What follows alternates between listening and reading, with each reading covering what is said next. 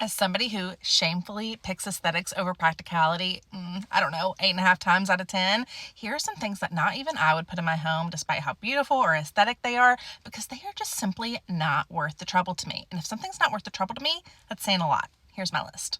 Number one, truly pains me to say, but that is dark hardwood floors. As somebody who grew up with the most stunning dark hardwood floors, they were just so near impossible to keep looking clean. They show every single speck of dust, every single speck of dirt.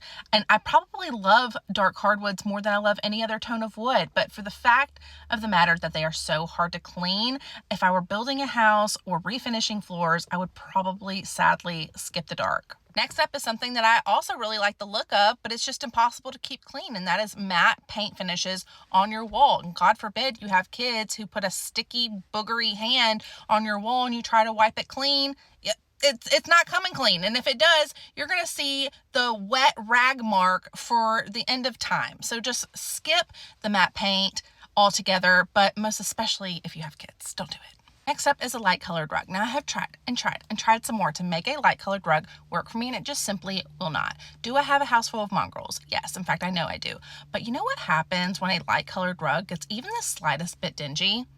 It looks like shit. It looks dirty, it looks unkempt, it looks cheap, no matter how expensive it was. So sadly, in this era of my life, there will be no light colored rugs in my future. Next up is going to be silk upholstery. So like everything else on this list, maybe we're sensing a theme. It's very hard to keep clean and it's very susceptible to water spots.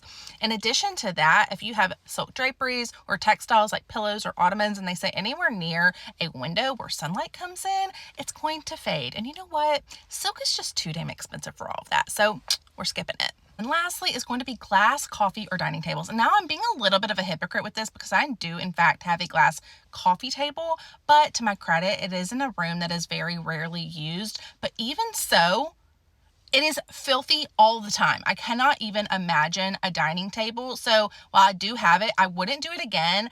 They're just too hard to keep clean. And again, especially if you have little snotty fingered kids running around, let's save ourselves the hassle and skip them. So here's a list of things that despite being aesthetic and beautiful, not even I would put in my home, who puts aesthetics over a lot. So let me know if you would like another video talking about all of the impractical aesthetic things that I do think are still worth putting in your home, because boy, do I have a list of that too.